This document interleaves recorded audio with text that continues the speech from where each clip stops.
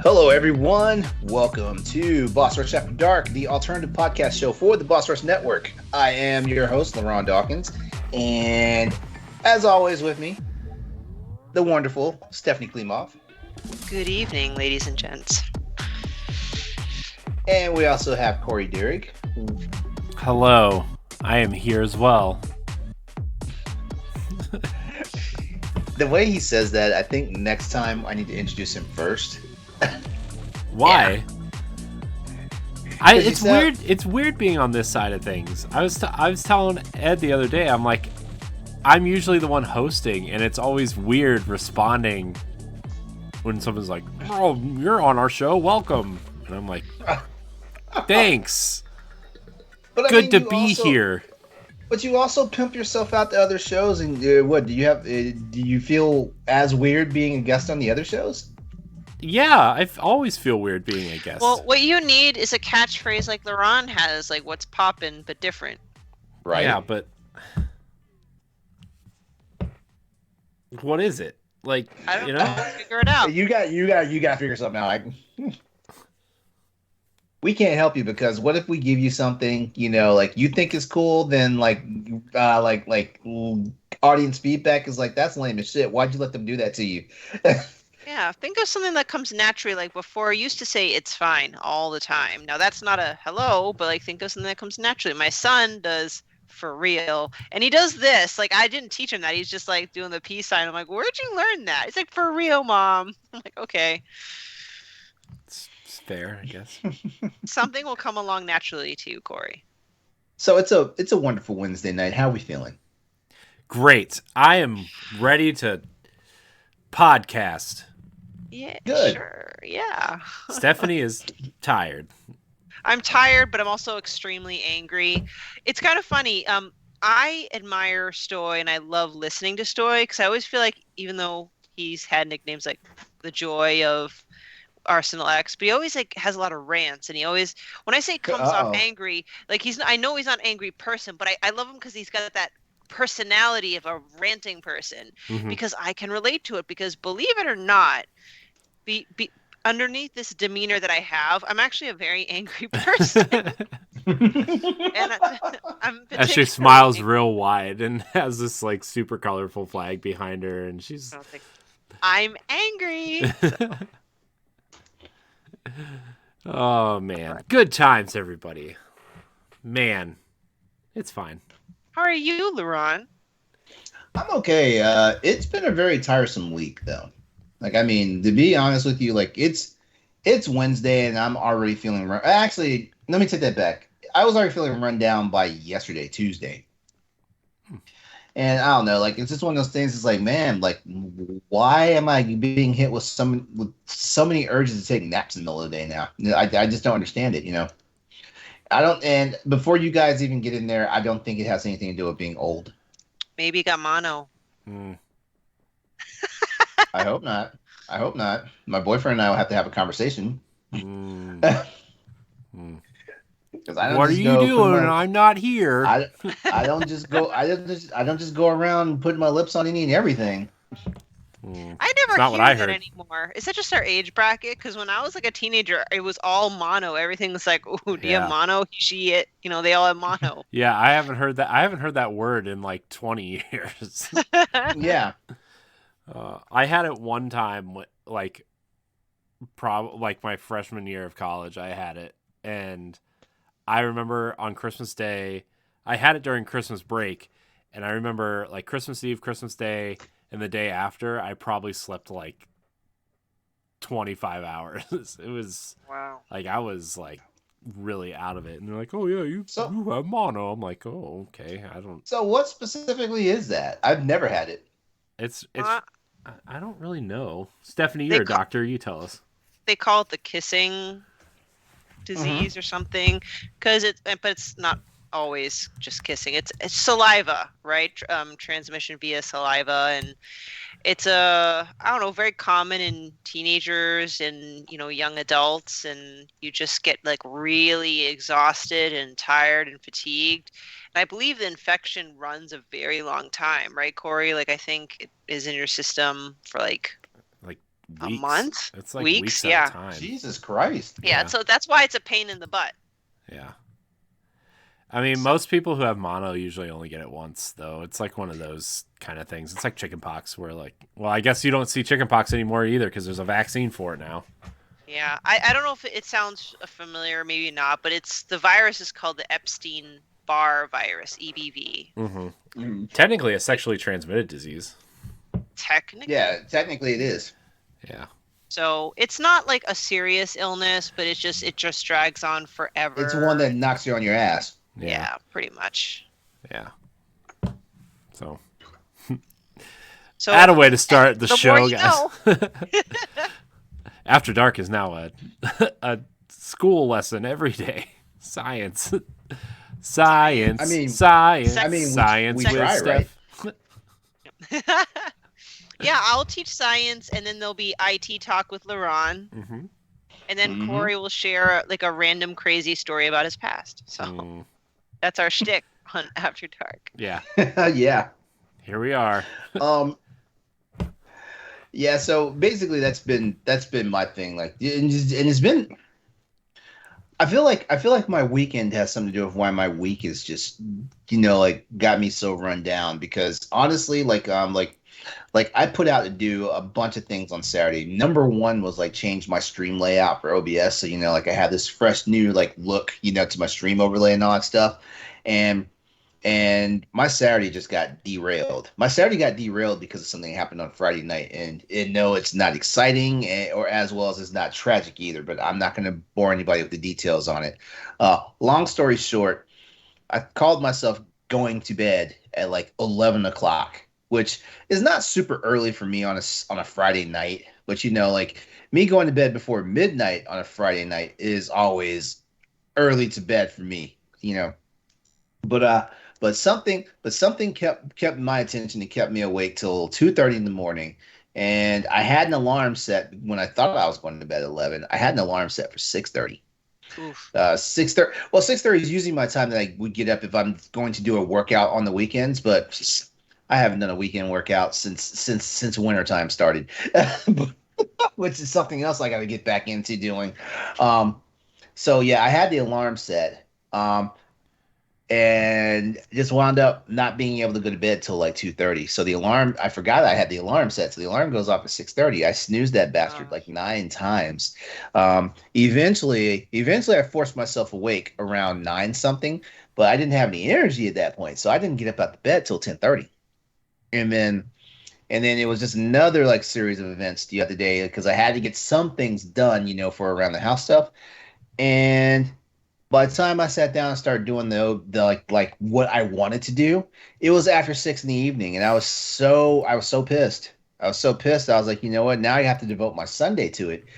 I did devote Sunday to it, but I didn't get anything done. And then Corey can tell you, like I was like, man, I gotta get shit done on Monday, and Monday is like the worst time because like I'm back to work, So I think the momentum from the weekend just killed my vibe for the week. Mm-hmm. Yeah, just started you off all fucked up. And then for real, yeah. That's really the best way to say it too. Yeah, I mean, I mean, all I was gonna say is, it's Wednesday though, so yeah, like it's always one of the best nights of the week though. It is the best night of the week, LeRon. You correct yourself. Okay, I'll say it's the best night of the week in front of you guys, but I'm not gonna say that, in front of my boyfriend. Whatever. Anyways, yeah, I got home from my work trip last week, and it went right into my son's birthday party, and then it just that's a good thing, right? Yeah, but I mean, I didn't get any rest. I just was like, oh my gosh, this is a busy weekend going into another busy week this week, and it's just like I just want like some time to chill, just want to sit down, want to play some games, want to watch something, want to not clean crayon and marker off the wall every 5 minutes. So my daughter's my daughter's in an arts and crafts phase. So there's crayons, markers, glitter glue, paint, like watercolor paint, just everywhere. Mm-hmm. So, yeah. Good luck. That's all you can do. It's fine. She's been asleep since 8:30 tonight though, so I feel accomplished. Nice. It turns out when they don't nap during the day, they get tired earlier and then they'll fall asleep earlier. Pro tip. Who would have thought? Oh, I love my kids when their eyes are closed and they're quiet. Among other times, people. Come on, not an animal. I just like peace and quiet and alone, being alone. I never thought my whole life growing up that I would ever want to seek peace or seek quiet of all things.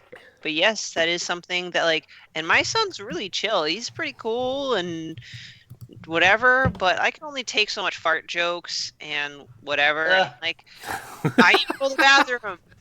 I'll go to the bathroom and just like sit there just so I can hear nothing. I like how she just said the word fart jokes and LeRon just laughed. They're funny, but he says it like 500 times, like one after another. So I literally said, listen, I am not a parent that gets all offended with potty words, but like, it's just getting old, dude. Stop. It's not funny anymore. He goes, it's always funny. So my daughter's new thing now is she'll like run up to you and pull her pants down and fart on you. And then she'll turn around and say, Daddy, I farted. I'm like, I know. I felt it. Oh man. They're a joy. They're just kids. joy. Kids are awesome. Yeah, it's funny. So the thing is though, I gotta get her to stop. Like today she like drug her brother down the hallway by his pants. And I'm like, you gotta stop. Like, just stop. He's not a toy. And we're always like, this is the funny part. It's not funny, but it is funny. It'll be funny when they're older and they understand. But like, she like sometimes she'll like hit him or kick him or push him down or whatever. We're like, Riley, why did you hit your brother? And she's like, 'cause I like to. I like to. I'm like, no, bad. Can you please like something else? Yeah. Let me ask you a question. Have you run across some of these moments? Because I have a few friends who have kids, and have y'all ever run across these moments where like you look and it's like, this little asshole cannot be mine. I mean, no, because she's good when we go other places. That's the thing. They're good kids when we go other places. It's like when we're home though, it's just like, oh well, gloves are off. I think Nikolai is kind of freakishly very similar to my personality. I think the only time I've ever done the "is this my kid" was when I was told that he just poked a kid in the eyeball at karate. Captain Insano shows no mercy. And I asked him, like, hey, why'd you poke him in the eyeball? And he goes, 'cause he was ignoring me. I'm like, out of all places to poke him, you had to poke his eyeball? I try not to laugh. Oh, man. Isn't that like the best, though, when, like, when your kid, like, hurts another kid? And you're, like, secretly you're like, yeah, that kid deserved it, and then like whoever's in charge is like, no, your kids can't hit another kid, and you're like, probably deserved it, that little fucker. It's just like, oh man, it's the best. Well, I am kind of doing this thing where Nikolai has actually been hurt by other kids before, like a kid like sucker punched him in the stomach. And he's like, what do I do? So I'm like trying to walk him through. He's like, because his father's like, just punch him right back. I'm like, hold on, let's do it in a stepwise system. Number 1, tell the kid to stop. Number 2, tell the teacher. if the kid is still physically assaulting you after doing all those things, if you punch him, I'm not good. I will be on your side. And Nikolai's like, "Are you sure, Mom?" I'm like, as long as you follow those rules, yeah. Yeah. Well. Yeah, they'll figure it out. Yeah. Yeah. Yeah. Kids. Anyway, Am kids. I right? Yeah. Speaking of kids. Just. No, I'm just kidding. Go ahead, LeRon. Sorry. Well, no, I was just going to say, just as a quick reminder to all of our listeners out there, like you can always catch Boss Rush After Dark early on patreon.com/Boss Rush Network. And you will have the joy of getting the episode 2 weeks earlier than anybody else does if they're waiting for the free feeds. And always remember to check us out over at bossrush.net for all of our other wonderful content from a ginormous team of creatives and writers and things of that nature. There's always something for everyone out there. And yeah, that's my little bit of housekeeping. Oh, thanks, LeRon. You're so responsible. I'm shrinking it down. It's going to get to the point where I'm just going to pre-record something. I mean, it just got to the point where I just stopped doing it. I know you stopped doing it. Well, but I'm still trying to like at least let people know there's a Patreon. Yeah, I know. I mean, I should probably do that too, but also we should probably just pre-record it and put it at the beginning and shut up. Yeah. You know? Yeah. So. Yeah. Yeah. Oh, that reminds me. I forgot to read our Patreon producers on Boss Rush podcast today. What would you like to do it? What would you like to do it now for After Dark then? Yeah. I mean, technically, it's the other flagship. I know, but I should probably do that for Boss. I'll do it after we record the show. But our Patreon producers, if you support the show at the $5 level on patreon.com/BossRushNetwork, you too can be shouted out as a producer of this here program. I would like to thank Adrielle Munger, Rebecca Jewell, and my wife. Aww, thank you. So, thank you to the $5 producers. We love you. For the month of March. Yeah, we really appreciate you. Yes. Yes, thank you. Thank you so much for supporting the Boss Rush Network. If you don't support the Boss Rush Network financially, remember, you can support us by leaving a 5-star review for After Dark on your iTunes or Spotify app. Yeah, it helps with searchability and stuff. Yeah. What she said. Exactly what I said. Anyways, continue, LeRon. Sorry. Oh, no. I just want... I basically said the piece. I just wanted to see if we're ready to roll into some topics. Yes! Yeah. Topic me up. All right. Should I... Yeah, we'll start with Stephanie's. Yeah. Yeah. I feel bad. Mine seems kind of ranty, but... Well, who cares? I don't know. We'll see. So this topic is kind of more on the heavier side, so to speak. So I recently had to have a biopsy. And just a little personal history. This might be TMI. Well, I hope not. I wouldn't think. But I had cervical cancer before. In 2013, I had an abnormal pap. And they're like, oh, well, it could really not be anything. So what happens when you have an abnormal pap as a female, biological female, is they schedule you a colposcopy. And that's just basically... adding like vinegar, iodine, like the chemical reactions and stuff like that, where they look, it's very uncomfortable. They look for any hot spots, meaning like any changes in the cells. And they found this gigantic hot spot. They sent it out for testing, and it turned out to be, they call like cervical interstitial neoplasia stage 3.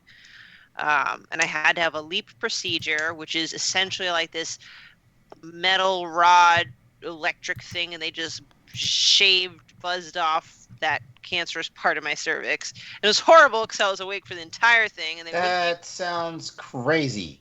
And they wouldn't give me any pain medication. I'm like, yeah, would it kill you to give me one Vicodin while I'm in the office? I'm not gonna like walk away with a prescription and start abusing, but no, they wouldn't. And it was awful. It was a terrible experience.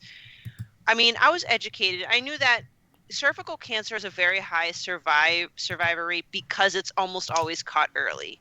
The downside of cervical cancer is if you don't catch it early, then it has a really horrible survivor rate. So like it wasn't like, oh my gosh, life flashed before my eyes, I'm going to die, but it still sucks. I don't know how many years, but I was in my early 20s. It really sucks to be like, oh, hey, you have cervical cancer. And we have to shave off part of your cervix. And probably a one-time thing. It wasn't going to affect my ability to have a child. But the less of a cervix you have, the less likely you can really carry a healthy child, healthy pregnancy. I'm curious, like, how much do you know specifically how much they did shave off? I'm okay. By the way, I'm kind of a weirdo. Like, I don't want to hear about complex medical procedures, but I have a curiosity about them. So I usually will ask these questions.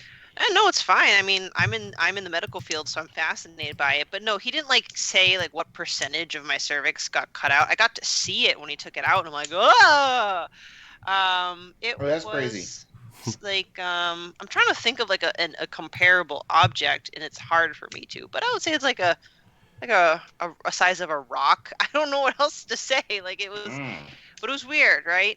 But yeah, and it was painful, and I didn't like it. And the worst part was because for me it was HPV related. So I was HPV positive for the particular strains that cause cancer. And they're like, that's going to be with you for the rest of your life. And they say basically I'm going to have a 30-ish% chance of have reoccurring issues. And I'm like, that sucks. Like it's one thing to just cut it out and I never have to deal with it again, but that sucks. But many years later, I've had a couple close calls where that Pap's abnormal, but once they do the colposcopy, they're like, oh, we don't see anything, so you're good. Unfortunately, my last checkup, Pap came back abnormal. It's time to go to the colposcopy. And I'm so used to it by now, I'm like, they're going to probably find nothing, just like before. And the doctor's very quiet the entire time. I was like, oh, he's extra quiet. Why doesn't he say anything? And he asked for more iodine because that helps kind of look for things. He goes, 12 o'clock. I'm like, 12 o'clock? What's at 12 o'clock? Now, here's the thing. I thought he was done, but I look up or down, whatever, and he was like big-ass metal rod. Again, like, I don't know what the fuck they use to put up our bodies.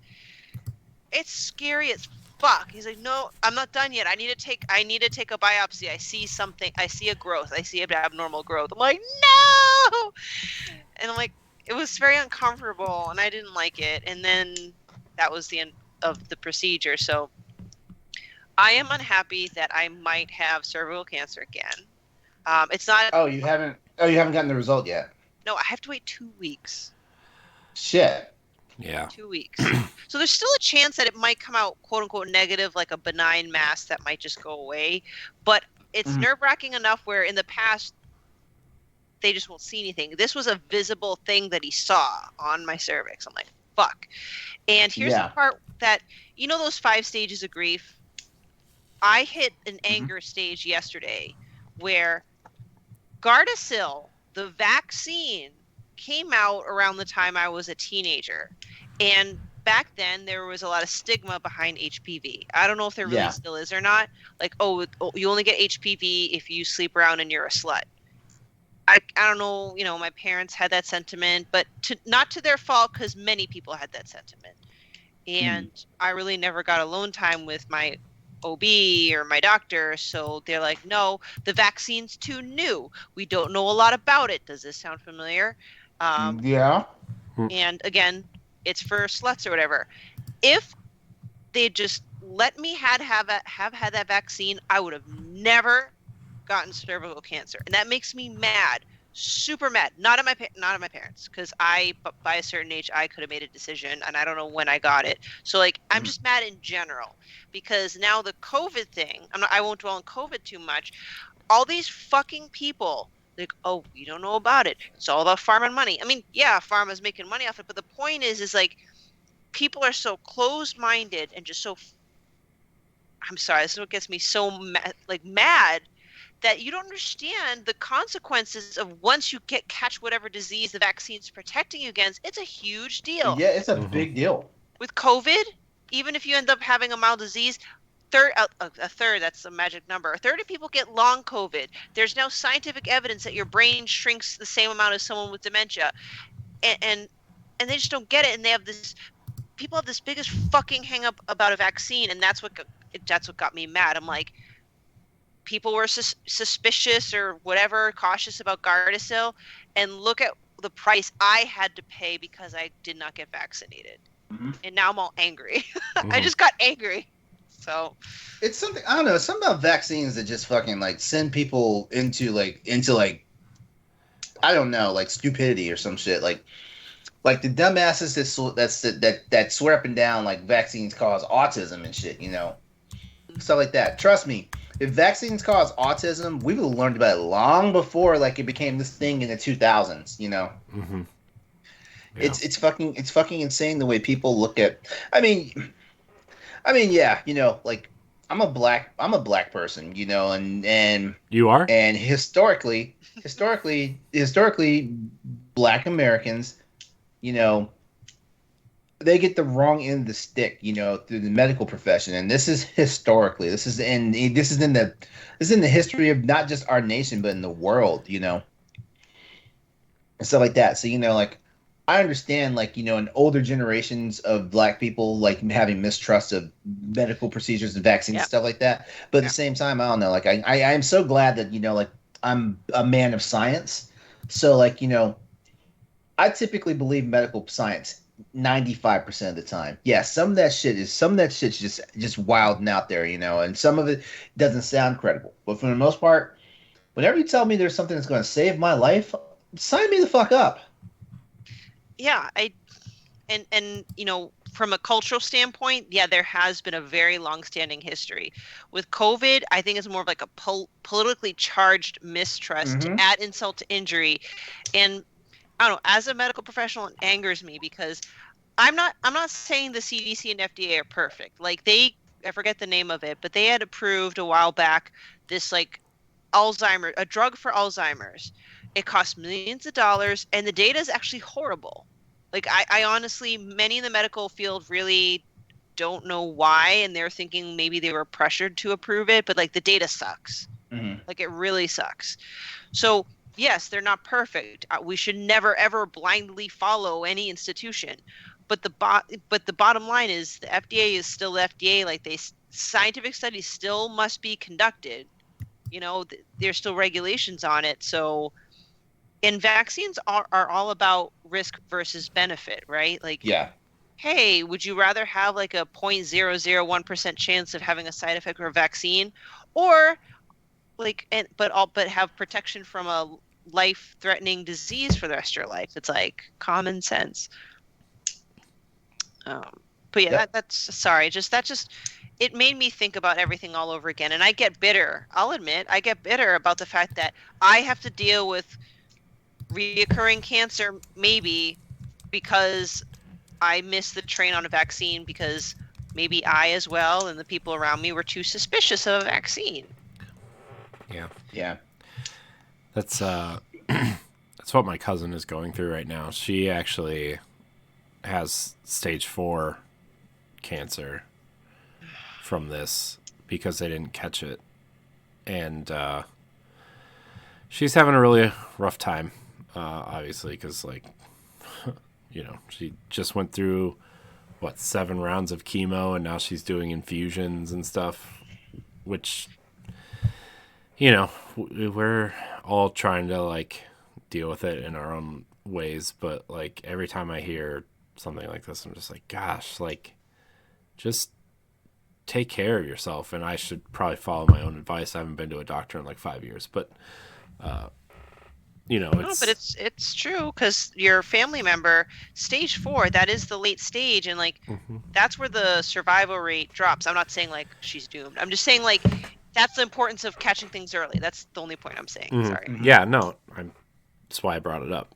You know, it's hard to watch because like she came to my son's birthday party last weekend and she was like, you know, she was like happy because nobody was like treating her like she was sick, you know, like sometimes, you know, how many times can you ask a person who's been dealing with this for 6 months, like, how are you feeling? You know, and it's like, yeah, you know, but you know, we're all trying to like get through it, but she's been really good about it actually. I'm kind of surprised that she's doing as well as she is mentally, at least, you know, but I really hope thinking about her. I really hope that is not the case you're looking at, you know. Knock on wood.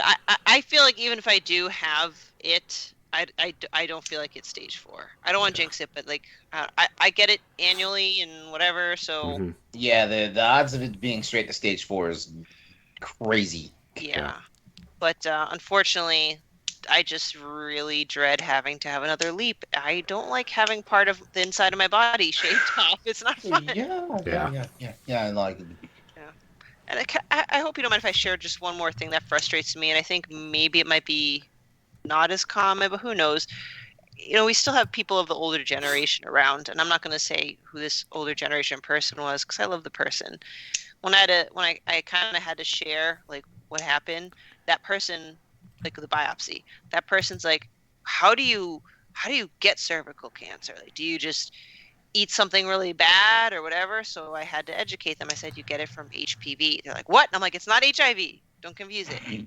But I said HPV is a papillomavirus. She goes, is that an STD? So basically, again, maybe it's less so than before, but there's still a stigma around. And this person was now starting to insinuate, like, how long have you been sleeping around with people? And how many people are you sleeping around with?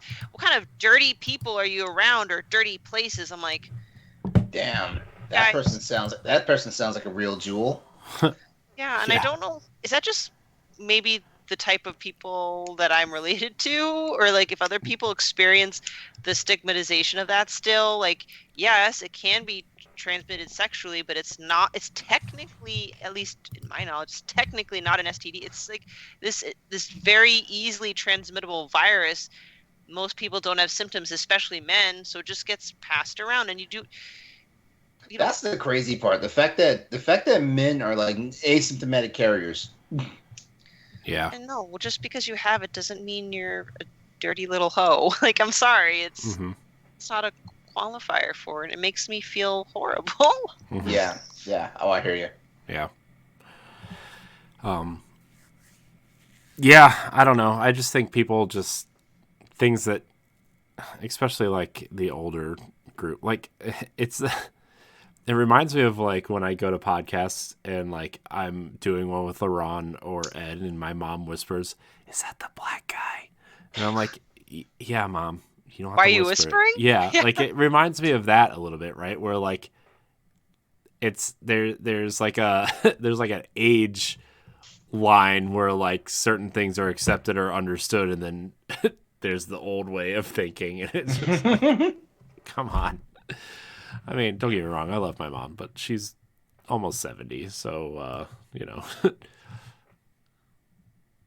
Yeah. Gotcha. Yeah. So thanks for letting me talk about that. It's I don't know. I don't have a lot of people to really talk to it about, and there's something really weird about it. I know a lot of it's in my head, but I just find it weird to like go up to someone, even if it's a friend, and be like, "Hey, I want to talk about the fact that I might have cancer." It's a weird thing to talk about. I don't want people to think I'm attention grabby, or they might just not be able to handle how emotional I can get or the feelings that I feel.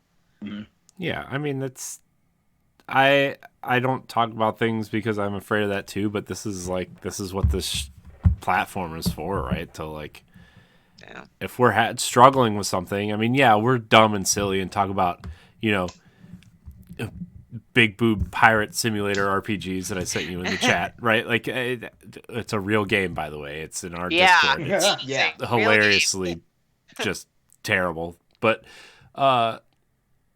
we wanted to do this because we do have things to talk about also, you know, serious things, and that's what it's for. So I mean, You know, and it goes for anybody who's in our community or whatever, right? If you have something you want to talk about, like what this show specifically exists for, you know? Yeah. So, thank you for sharing, Stephanie. Yeah, thank you. We are here for you. Thank you. And for any lady listeners out there, you know, you're not alone, and we should never have to be worried or concerned to talk about our health. It's true. It's very true. All right, Corey, do you want to go next, or should I go next? You can go next, I guess. Okay. All right, I've got a fun topic actually. Great. I've got a fun topic actually, and it has to do with pets. Yay! It has to do with pets, and we're not gonna start mudslinging by like which pet's better, cats or dogs, and nothing like that. But dogs. What I want to what I want to ask you is like, what is well, first of all, the three of us, we've all had pets before, right? Yes. Like, I mean, like pets we actually loved and we're forced into, right? Mm-hmm. Okay, so I was forced into this one, but she's creeping on me from the hallway. So I can ask in full confidence then, like to name an experience of a pet you had that is just like a life-changing experience or something that you will never forget for the rest of your days. Huh. I will tell you this one. When growing up, my family we love chows, like the chow chow dogs. I love them. They're amazing. They're amazing dogs. They have iffy temperament, but you know they're amazing dogs and stuff like that. I've now, as a grown up now, I'm more of a Dalmatian person, but I still love chows. As a matter of fact, I was coming home from a job Monday, and there's something about this neighborhood that I live in now. This new neighborhood, someone's dog is always getting loose. Like I've seen 4 different dogs, you know, in the time that I've been here, like, you know, just running around the street like shit. One day we had one run into my house when we had some movers bringing the couch, and so our door was open, and all of a sudden we had a dog up in the house. Dog was cool as shit though, like very people friendly and stuff like that. And I was looking and I was like, you have no tags or whatnot, but he had one of the harness braces on, which means that, you know, like he's somebody's dog. so yeah, I wound up like walking around the neighborhood and eventually got him back to his family and stuff like that. But that's not the experience. So yeah, when I was growing up, like my family, especially my dad, he loved chows. So like we had 3 different chows like throughout the time that I was growing up and stuff like that. The last one that my family had before I moved out of the house, we had a black chow. She was a short-haired one, so she was the ones that looked more like the lions and not the bears. Mm-hmm. Yeah. Her name was Tanya, and I love that dog. As a matter of fact, I hate to say it, but that was probably by the time it was all over, that was my dog, basically. So yeah, grew up the later part of my teenage years with Tanya, and then I joined the military. And I started being away from home, you know, pretty long. I came back from my first deployment, so it was gone. So it was gone for 7 months, on top of the time that I was already gone just from being stationed in a different state and stuff like that. So I got home, and it was at night. I remember that. I got home at night, and I was just asking my mom some things, and I was like, "Hey, like Tanya's not in the house. Where is she?" I was thinking that I was about to hear, "Oh yeah, she passed away or whatnot," you know, stuff like that. And like no, like Tanya's outside. Like we like found out she likes being outdoors at night, so we built her a little cage, a pen. And you know, like put her, you know, made a little doghouse for her and stuff like that, and she's out there now. I was like, oh really? I hadn't seen a dog in maybe 2 years at this point. So I just remember like I stepped on the back porch, and I kind of heard her like moving around, but it was more of those moving around because she hears something, And I just called her name, and immediately it went from the most excited barking to almost like she was crying from hearing my voice. It is, and my mom was like, "Oh my god, I have never heard her act this way before." So I was like, I gotta go get her. So like I immediately opened up the her pen, and this dog ran herself in circles. You know, like how they say, what's the zoomies? Mm-hmm. This dog's like, you know, like 9+ years old at this point. Had like the worst case of zoomies a big dog could ever have. Like basically ran herself sick in that dark ass backyard around me.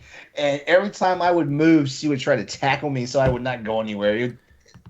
The the greatest I that was the greatest moment I've ever had with any of the pets I've had. And I've had a lot of joyful memories with pets and stuff like that, you know, but that one, you know, Tanya passed away like a year or two after that. But beyond that, because another thing about chows is apparently like they wind up getting like their I don't know if they're I wouldn't say their brain swells or whatnot, but they wind up getting a lot of fluid built up in their skull and stuff, and it winds up, and that's also why chows have wind up getting like a displaced temperament where they start getting mean for whatever reason, stuff like that. Yeah, but yeah, eventually like she passed away, and I think the vet said like it had something to do with that condition that the dogs get when they get older. Mm-hmm. Yeah, but that was like I just thinking about it makes my heart melt every That's time. incredibly precious. Yeah, Oh, I That's love cool. that. yeah. So that's my experience. Yeah, I've had a couple other pets, you know, since Tanya, and I've loved them equally, you know, as I did Tanya. But like I don't know, like it's something about like your childhood dog, like remembering you after you've been away for so long. Because you know, that's the other thing too. People like say like, you know, like dogs have like a very short attention span and they don't remember everything. That girl remembered me. Oh, that's so. Oh, gives me the warm and fuzzies, LeRon. Yeah. I wish Dogs. I grew up with a dog, but my mom hates animals because she doesn't want fur in the house. It's Mhm. like a really lame excuse. But growing up, we at least had a cat because my dad had the cat before he met mom. So, you know, Mhm. and the cat's name was Brandy. He was an orange cat. Mm. And so that was my first exposure to a pet. Now, unfortunately, Brandy was abandoned, possibly abused. So he wasn't mean, but he just wasn't friendly either. He just stayed in the basement and wanted to be left the fuck alone, like that Yeah. thing. And as a child, I, of course, took it upon myself to force my love upon it. As you should. So I mastered all his hiding places every single time I would find him, all the time. And I would literally force him into my arms and hug him and love him. And he would never like scratch me or bite me. But obviously, as soon as I let go, he'd go back down to the basement. But Mhm. so it might have been unrequited, one-way love. And I don't mean to turn this into a sad thing, but I loved him to death. I was like, I don't know. And I remember he was old and getting sick and stuff like that. And so I believe my parents knew he was dying, but as a kid, like I didn't know that he was on his way out, and there was no time frame of when he was going to die. But he wasn't feeling well, so my parents put his bed right at the top of the basement steps and left the light on for him. And I was lying in bed and he was meowing all night. And I was wondering why. I'm like, why the heck is he meowing? I can't sleep. So I go downstairs. I noticed the light was on. So I'm like, I'm going to turn this light off. And I pet him. I'm like, I don't know why you're meowing all night, but, you know, I petted him, gave him love, went back upstairs. And the next memory I had was in the morning and my dad saying he's dead. Oh no. And I was like, I was giving him his last moments of love. Yeah, you're comforting him. And because he stopped meowing after that. Like after I petted him, he didn't meow for the rest of the night, and it just like I was a mess for a long time. I loved him, even if he loved nobody else. I loved him. And I think that just caused me to have a very strong affinity for orange cats, hence Paxil. So as soon as I adopted my own cat, Paxil is such a cool cat, by the way. She's cool because I got her early, and you know, I'm not like, I know we try to get rescues, but in this case, she just happened to just be born, and I adopted her. And yeah, I treated her like a dog, and I think that's why. If you treat a cat like a cat, that's how you get the cat-like personality. Mhm. But if you treat a cat like you would a dog, that's why she fetched. That's why she went on walks with a leash for a time, and she sleeps next to me every single night, and never scratches. She's always chill and just so goofy, and she rolls over, shakes hands, does all that stuff. Mhm. So basically, you're saying you wish you had a dog. Eventually, but I don't think I can find it within me to get a dog while she's still alive, because then she'll feel replaced, because she's a one owner cat. Like, she is attached to the hip to me. Mm. Like, she'll come to me if I call her 99% of the time. But when she does pass, I might consider getting a dog. I want a corgi real bad. But we'll see. Wow.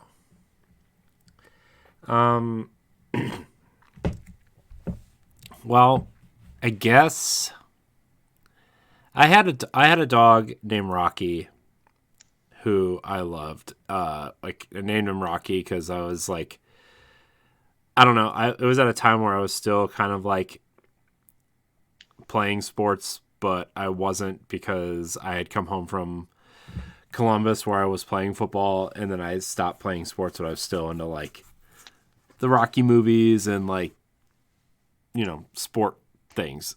And he had little white paws like mitts, so I named him Rocky. And he was a Beagle Terrier mix, and I was like in a really kind of sad place at that point. And so I got a dog because I had broken up with the girl I was dating at the time, and I come home from school and kind of had no friends in the area, and so I got a dog. That's what you do, right? You just get a dog. And he was a great dog for about 6 years, and then he got really, really sick because those two breeds apparently don't like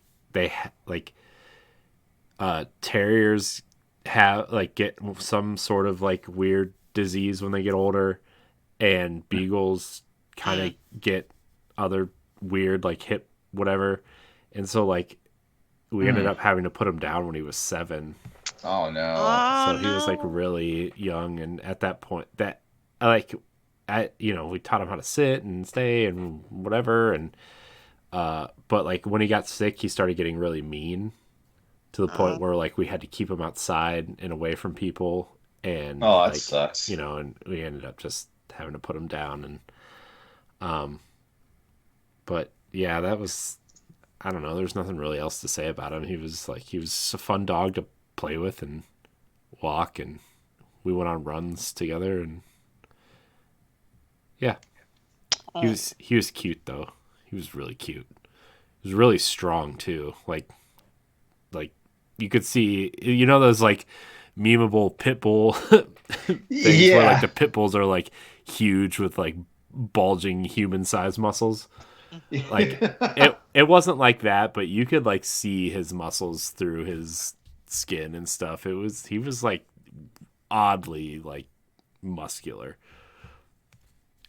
But anyways, that's my pet story. He was fun.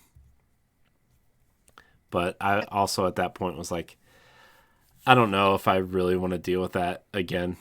Like getting, putting a dog down or a pet down. Oh yeah. I've been super hesitant to even consider getting a pet. I assume we will at some point, like when this cat dies, and we have a house and a yard. I'm sure we'll have some sort of dog running around in the backyard, but at this point I'm still like really hesitant to like even get that, Yeah. So super fun times. Anyways, is it my turn?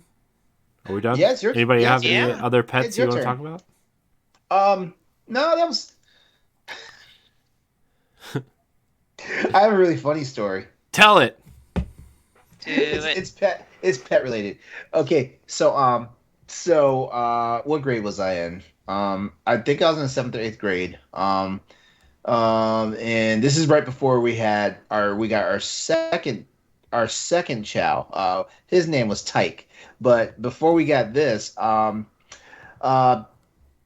I can't remember. Like it was an animal I got from school. I think it was a hamster. No, gerbil. It was a gerbil. It was a little brown and black spotted gerbil.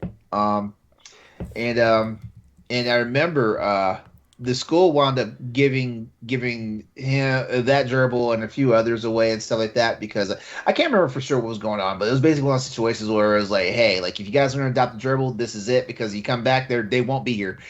One of those situations. So I adopted a gerbil, and my sister at the time was maybe like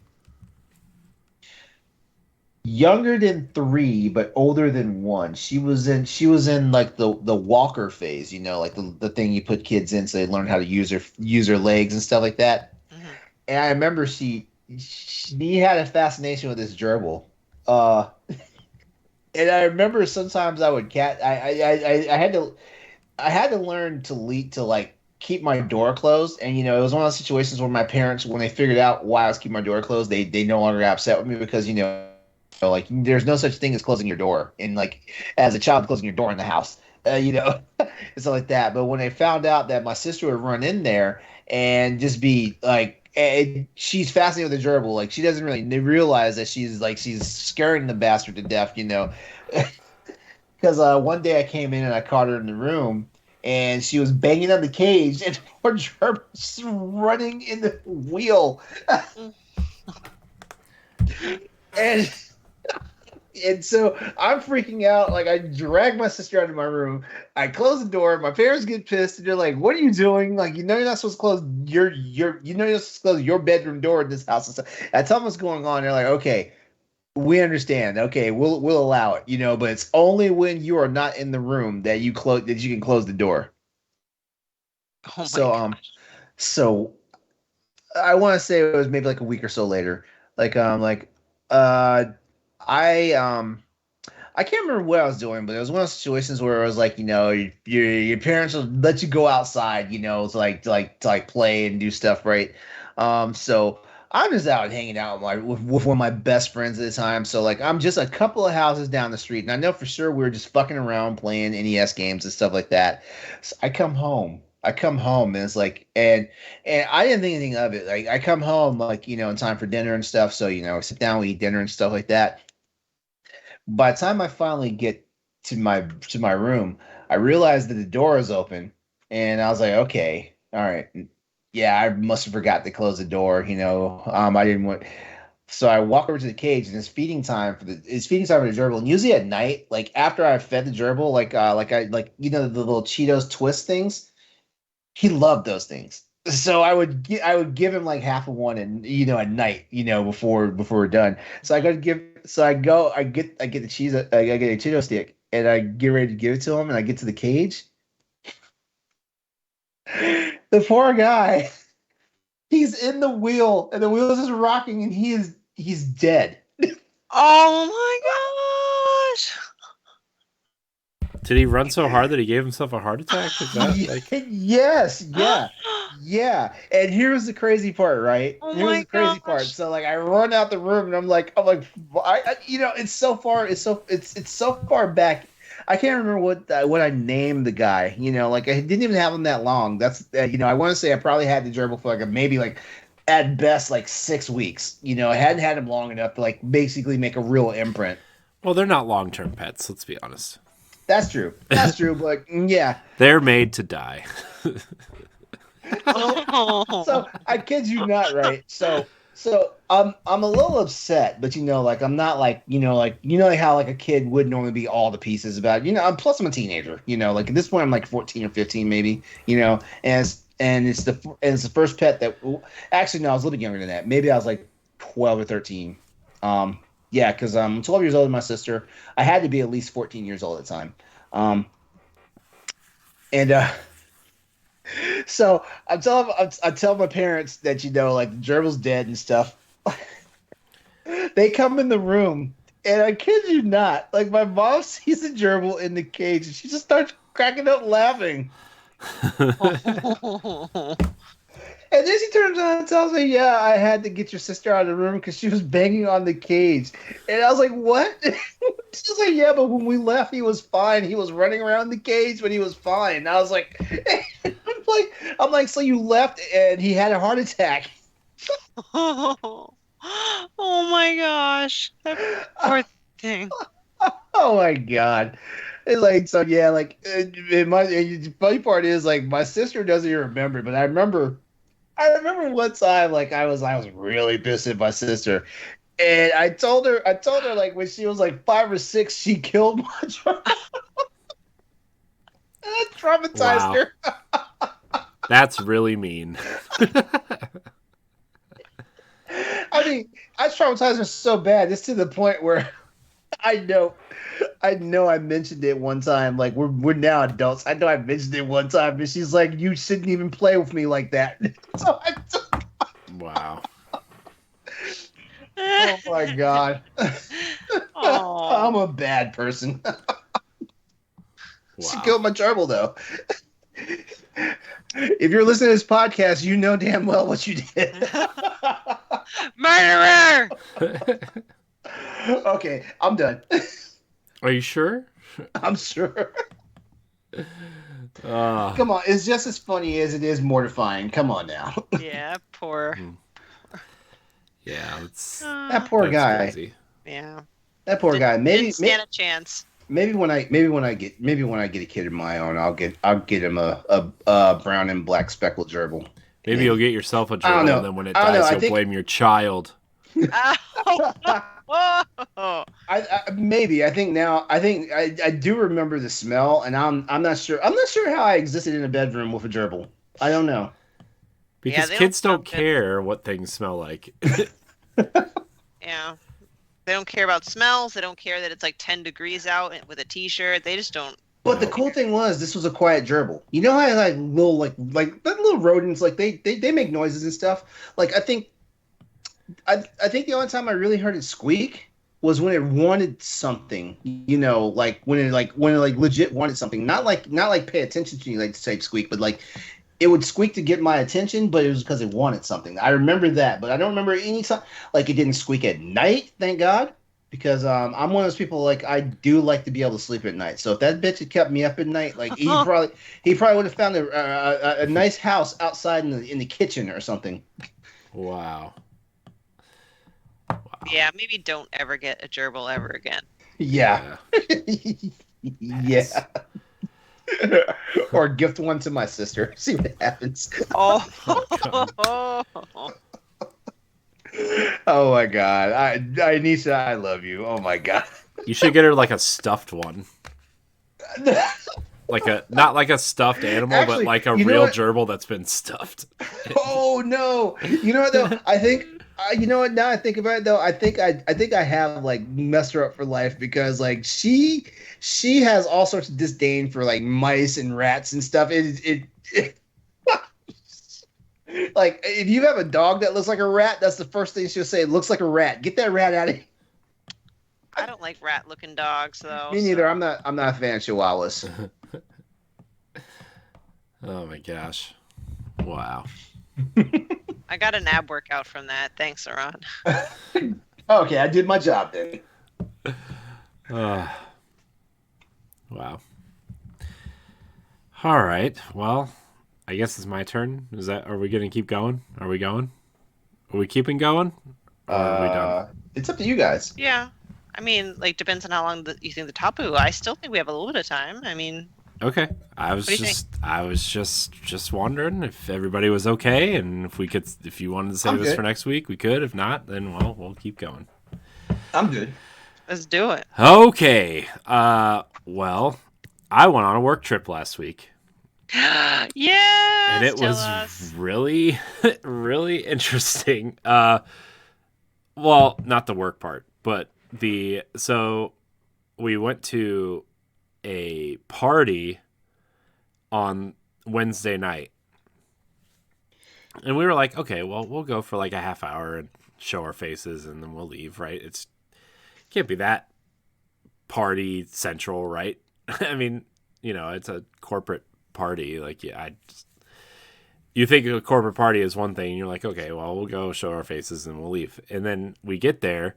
It's like walking into a movie party. Like, I thought they were filming like another Hangover movie or something. Like, it was. Well, it was in Vegas, right? Yeah, but it was at the Resorts World hotel and casino that was opening up. I think it opened like a month ago, and they rented out the whole space for this party. Okay. There were, I mean, I sent you guys pictures, and videos, but like, there were 3 DJs. There was a party inside and a party outside. There was like a drone light show outside. There were, so all the bartenders and the waitresses and the waiters were like, if you like looked up the word sex in a dictionary, this group of people would be there. They were like damn. They were like, all of them were like the prettiest people you've ever seen in your life. It's just like the music was loud. There was smoke. There was fog machines. There were lasers. I remember from the video you sent us in our group text. Yeah. I was like, man, this shit looks lit. Like, Dude. like I don't know what that girl's doing with that hoop back there, but I love it. Yeah. So okay. So there's like these 2 chicks dancing in like sexy Daft Punk costumes. That's literally the best thing I could describe it as, right? And they were like lights all over these costumes, and they were like doing robot dances or whatever. And then there's this chick in the middle of the dance floor, and she had a hula hoop, and she was like, we were there for 4 hours, and she was there the whole time, just doing all these hula hoopy things and whatever. And like, it was like the craziest thing I've ever been to in my life. And like, I mean, I don't know if people like party like this all the time, and I just am like from this little Amish town in Ohio or whatever, but like, I seriously, like, so they took us all by bus from our hotel to this one. Mm-hmm. And so when you got there, you had to like show your little badge or whatever, right? They gave us all badges and you had to show it off, and like, they're like, okay, right around the corner, please. And like, so you go in this door and you walk in, it's like this nice hotel. Okay, whatever. Then there's another ramp where there's these huge bouncer dudes standing there. Like, literally the comedic stereotype of a bouncer. Like, the big dude with the glasses and, like, the headsets and the cell phones. And you're just like, oh, my gosh, dude. This, like, good luck trying to get in here. We walk in, and there's, like, lasers in the first bar. And there's a rotating screen above the bar with like all the sponsors for this event on this screen, and it's rotating literally above the bar, and all the drinks were free. Everybody was drinking as much as they possibly could. And like the entire room is orange and blue for the event and stuff. And like, I'm trying to like avoid names because I don't know how much I'm allowed to say and how much I am not. I don't know. I think I'm fine, but whatever. And there are like a couple couches in the corner of this first bar that you walked into. Couches in the corner. There were some arcade machines. There were some like jukeboxes, whatever. And then you walk through these doors that like they're just like, what, like literally after you get your drink, there were people standing at this door, and they're like, welcome to the party. And they open the door, and you walk in. There's this huge, massive stage when you walk in, and there's a DJ, and then like the 2 Daft Punk chicks, and there's this guy dancing on stilts, like the hula hoop chick, and like all these like just sexy people walking around, and you're just like, what did I just walk into? Fog machines as you're walking down the ramp, like strobe lights, lasers, smoke, like everybody's dancing, partying, having a good time. And we're like, oh my gosh, this is crazy. And then there's this whole buffet of food that wraps around. Like, so you walk down the ramp and like the dance floor is like up by the stage and there's couches and chairs literally lining the dance floor for people to sit at and chill and whatever. And then you go up a couple flight of stairs from the dance floor and there's tables and chairs lined up around and this huge buffet of like just whatever you could think of that you wanted to eat was there. Literally anything you wanted just lined up. And they just kept bringing it out and bringing it out and bringing it out. And we ate dinner before, so we didn't eat. But it was like, oh my gosh, what is all this? And then they had like these walls that you could like write your name on in glowy marker or whatever. And they would like blacklight walls and these markers shown in the blacklight, whatever. And then like we were like, oh my gosh, this party's crazy. And then on the other side, there's another door that goes outside. And there's another party going on outside. That's insane, dude. So we walk outside. There are 2 pools with like beach balls and lifeguards and like these. I'm going to use the word tent, but they were like they were literally little makeshift shelters with like TVs and couches inside, and waiters would walk up and you literally saw like the hot people sitting in their own little like tents having a good time with each other. And there was like a tarot card reader and like glow in the dark cornhole somewhere and like skee ball and basketball and like another DJ and another dance floor. And they had like this electronic violinist who was like dancing across the stage, and they had like these they had like a singer there that was probably big in Vegas that I don't really know, and like roller skating stunt people like on the stage like flying back and forth. I'm like, what is happening at this party? Like, where am I? And then all of a sudden everybody's like, look up, look up, look up, and you see literally everybody at the same time whip out their phones, and you look up and there's like this drone show going on to the music. Where like in the air? Yeah. What? Yeah. Yeah, they were like forming different things. Like one of them was like a dancing person, and one of them was like spelling out like. All right, dude. I just gotta tell you right now. Like, if they ever say, "Hey, bring a +1," I'm your +1. I mean, he told me I could bring my wife, but like obviously we were working. I'll be your wife. I'll be your wife. But I mean, you'll have a good time. Let's put it that way. Yeah, it was like, I was like, I literally just thought that these parties existed in movies. That what you're describing is kind of like what I imagine in The Hangover, but I didn't think really exists in real life unless maybe you were a celebrity because you have the money, right? Yeah, and this is what this felt like, was like a celebrity party, and then like after we walked around the pool section of the party and we went in the back way to this other like room, and there's another DJ in there, and it's like. It was like the quiet party, but it was still like loud as fuck in there. And there was like probably 100 people in there too.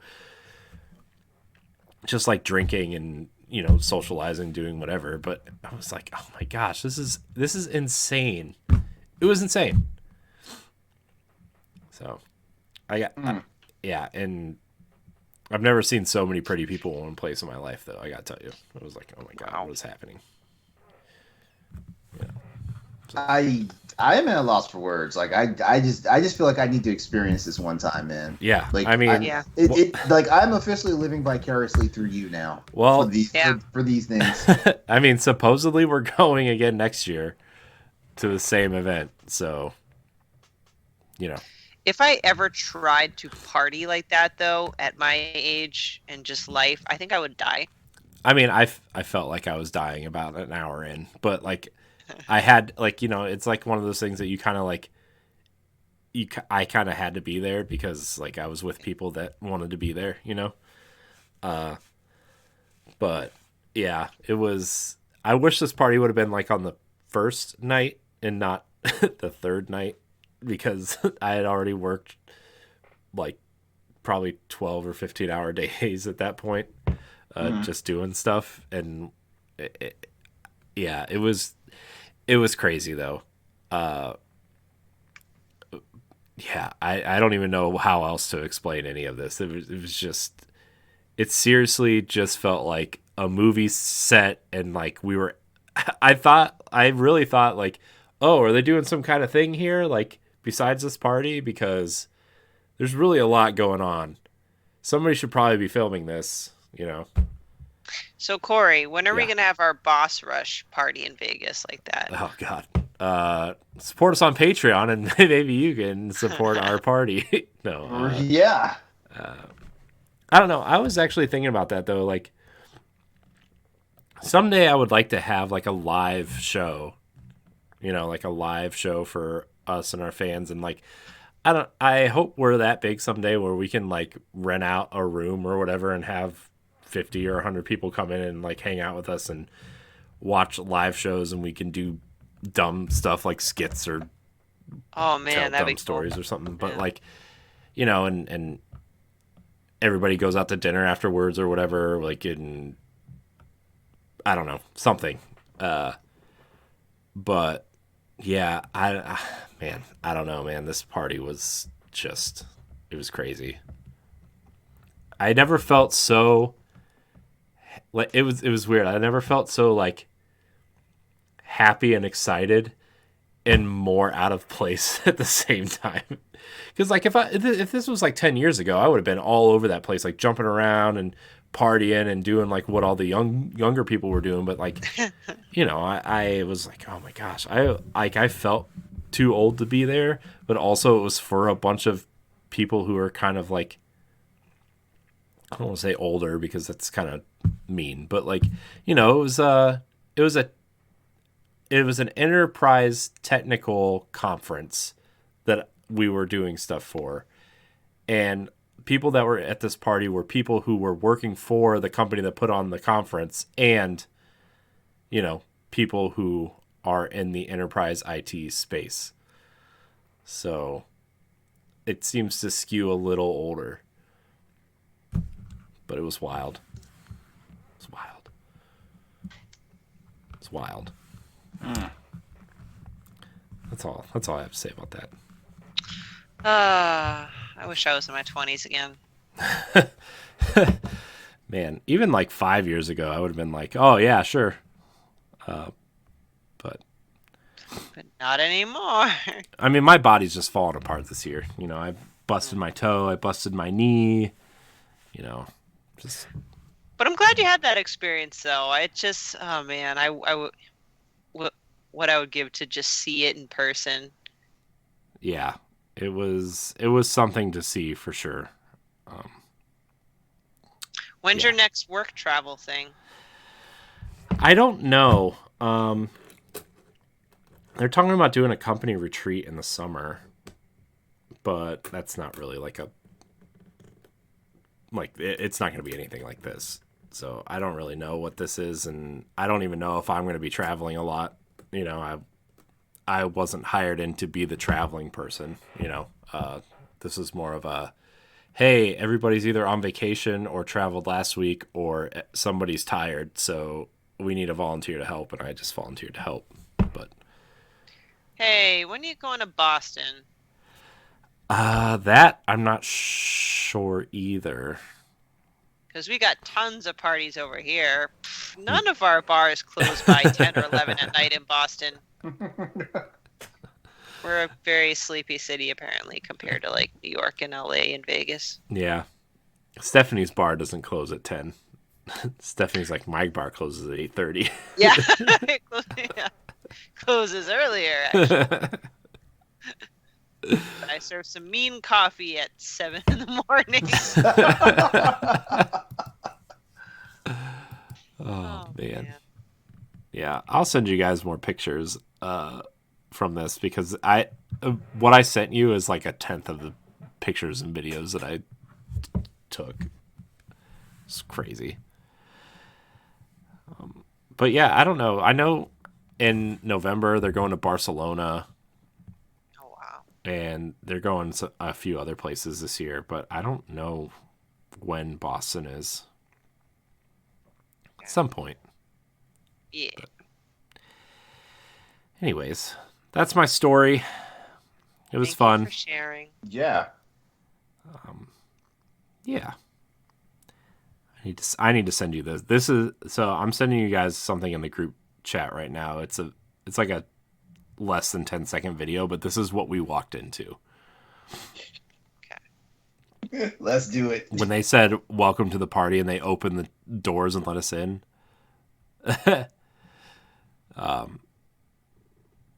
So. Jeez. Yeah. So epic. Yeah. It was Very crazy. So, I mean, if you follow me on social media, you could probably see some pictures because I posted some pictures from it. Did Crossroads only just follow me now? Because that makes me sad. Why wasn't Crossroads following me earlier? Because I am terrible at managing a page account. Like you should see how I am with the one for my job, and that's the one that guarantees I get money. I see how it is. Okay. Yeah, like the slogan goes, I will try to be better about this shit. Oh, nice. Nintendo Power Block follows you, Stephanie. Yay. Well, that's because Corey is in charge of that one. Yep, that is true. I am in charge. You is. Did you get the new logo, LeRon? I did. As a matter of fact, I've already updated the updated. I told you I would make it during the recording at some point tonight. Yeah, as a matter of fact, shit. Maybe I shouldn't mass follow all these people because then they might be like they might ban the account for a short amount of time. Yeah, it's fine. They'll figure it out.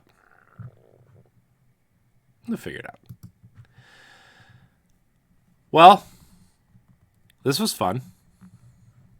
Very, very fun. You are unable to follow more people at this time. Ah. Okay. Ah. All right. Well, there was a good enough amount of them right there. It's okay. I'm glad I was one of them. Crossroads doesn't follow me. You weren't that high up on the list yet. Don't worry. Don't worry. It'll come. Your time will come.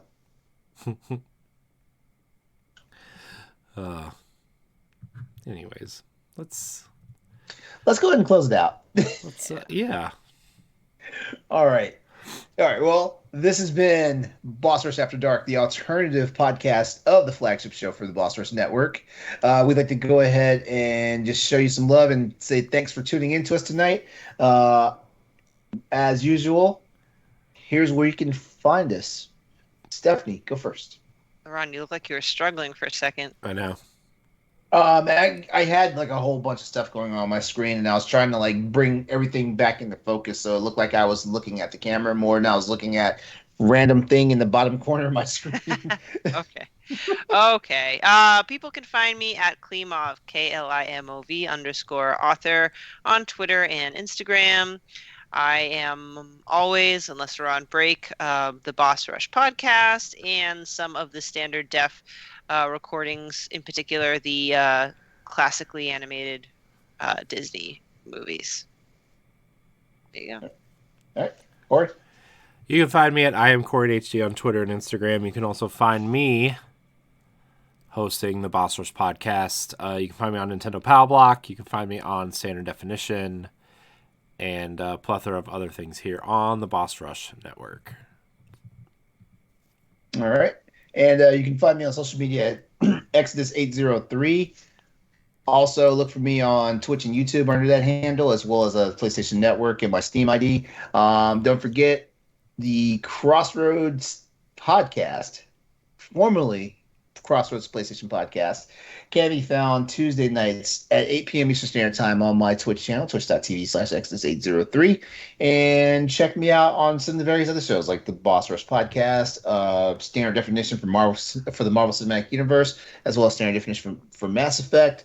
And Stephanie, I think you and I might want to do our own Standard Definition sometime. Like I already see Corey enough times out the week. I need to see you a little bit more. Thanks. Okay, we'll have to figure out either like a certain movie or game. Yeah. Oh, and by the way, I'd love to have you on Crossroads next week if you're able to. Okay. All right. Let me see. Let me just make sure I don't have any meetings at night, but I will try to take advantage of that because it's a rare day when I get invited on a Crossroads. Yeah. We'd love to have you on. Okay. Thank you. I'll confirm a little later. All right. Well, there you have it. That's our show for tonight. Please come back and join us for our next installment of Boss Rush After Dark, where we'll be back with more topics that aren't completely content appropriate for our other anchor shows. We love you. Be better. Be nice to other people. Don't terrorize little furry animals. They're all our friends, even the assholey ones. Yep. And we'll be back for another installment of Boss Rush After Dark. Take care of yourselves. Goodbye. Good night. Corey, say good night. Good night. There you go. This guy. Good night, everyone. Sorry, I was looking at the new Crossroads logo.